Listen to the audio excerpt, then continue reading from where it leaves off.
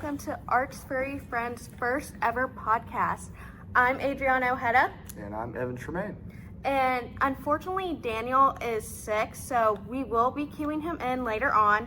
Right now, he will introduce himself and say hello. Hey, I'm doing all right over here. I'm just learning about Act 2 and inciting incidents. Our very first podcast, we are going to be talking about Chapter 2, Story Structure. Story structure is the frameworks that guides how a story unfolds for an audience. In the multimedia storytelling, structure is crucial because multiple media elements such as video, audio, and graphics must come together to convey the narrative. Lacking order will only hinder the integrity of the content you are trying to deliver. How do you feel about that, Evan? I feel like it's really important just to know what kind of framework is being done and how it guides to a story and how it unfolds on it as well. Have you ever personally seen a movie that you felt like kind of just like lacked the structure? A little bit. The movie Avengers Age of Ultron kind of like had a lead. The movie at the start was kind of good, then it's kind of just the plot just kind of just like faded out and I really didn't know what was going on in the middle of it. But it then caught back on, but it just kind of was confusing because so many other things were going on in it. About how the story structure goes between Act 1, Act 2, and Act 3, also known as your beginning, your middle, and your end act.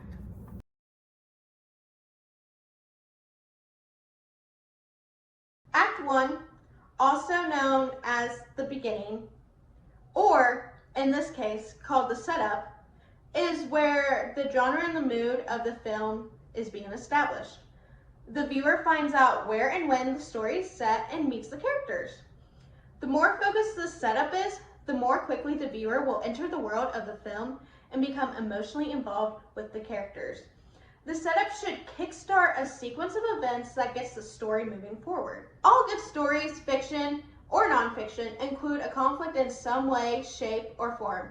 As humans begin, we experience conflict almost daily. Now, we do have 4 types of conflict that I will be mentioning.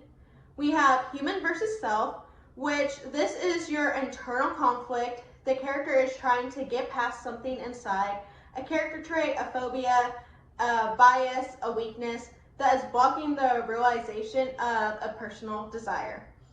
An example I'm willing to give is thinking about the Disney movie Frozen and how our character Elsa has these ice powers that she's had since she was a little kid, and she's being told that she should conceal them and don't let them be known. That is human versus self, because she's dealing with something internally. The second type of conflict is human versus human. Human to human competition is a big part of human existence, and it is one of the most conflicts in both fiction and nonfiction. We are trained from childhood to compete against others in virtually all pursuits to win and be the best. An example I can think of is from the movie Captain America Civil War, where you have Team Captain America and Team Iron Man fighting each other due to the common cause of Captain America wanting to keep his buddy, Bucky Barnes, aka the Winter Soldier, safe because Bucky essentially has changed and became good, and Steve Rogers, aka Captain America, is trying to get Tony Stark, your Iron Man, to realize that Bucky should not be punished. And so it causes a big war against both opposing sides, and they start fighting each other. The third conflict you will see is human versus society. Sometimes society itself conflicts with the character's goal. Sometimes it is a societal base that creates the conflict. And a movie that comes to mind to me, which I had just recently seen, is Wicked. So we have Elphaba, the Wicked Witch of the West, and we have Glinda, the Good Witch. Now, we get to meet Elphaba and realize that, she's green and she has these powers kind of similar to Elsa, except for Elsa is more embraced versus Elphaba, where they get to meet the wizard and basically Elphaba is punished and known as the Wicked Witch because she's different. And you go through the whole movie realizing that the wizard is pending all of Munchkin Land against Elphaba, and that's how she becomes known as the Wicked Witch. Now, the last conflict I'm going to be talking about is human versus nature. This conflict is present in every news stories about storms, earthquakes, droughts, or people trying to save their home from floodwaters. Human beings are in constant conflict with the natural world, with forces ranging from meteors to microbes. Now, a movie that I'm thinking about is Twisters, where our characters Kate and Tyler have to go through Oklahoma and deal with a bunch of twisters popping up and see how they can stop it to help save part of Oklahoma from being destroyed. And now we will go to Daniel with Act 2.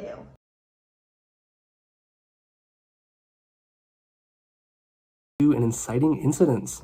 So inciting incidents are also known as plot points, and it's really just what moves a story forward from the actions happening from the characters or things moving in the plot. The book actually talks about inciting incidents with the example of Toy Story. Toy Story has plenty of inciting incidents, and a lot of stories or books or movies, they can have 1, 2, 3, they don't have to have that many, but a lot of stories actually have a lot of inciting incidents. So the book, for example, has some examples from Toy Story. So Toy Story, the toys all sit in the room and they wait for Andy to open his toys. And then Andy opens Buzz Lightyear. After opening Buzz Lightyear, Woody knocks Buzz out of the window because he's kind of jealous. And then from there, the story keeps going. Buzz then confronts Woody at a gas station while they're going to Pizza Planet. And then from there, they crawl into the toy lifting machine in the claw machine. From there, there's so many more things that happen in the stories. So Act 2 is really just the whole middle chunk, keeping things going, moving the story forward. It's not just 1 or 2 things happening. The book actually doesn't even give the entire description for all the ones in Toy Story. It just has a couple, and it says, and so on. So really, inciting incidents can take up so much of the story and be very efficient moving the story forward.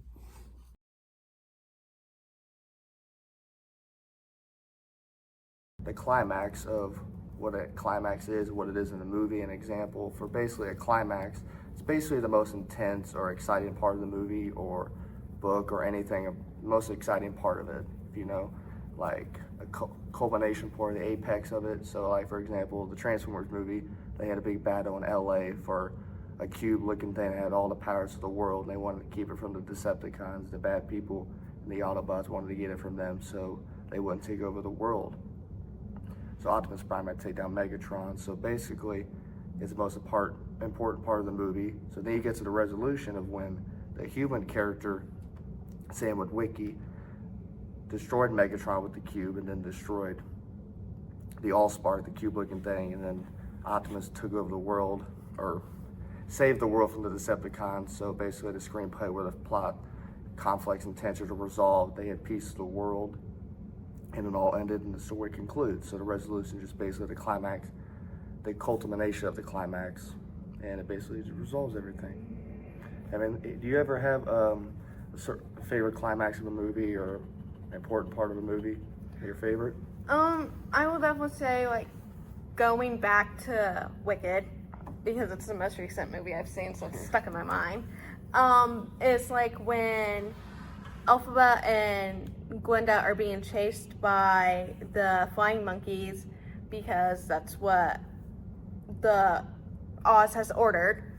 And you basically see them start kind of bickering with each other, trying to say I hope you're happy that you got what you wanted.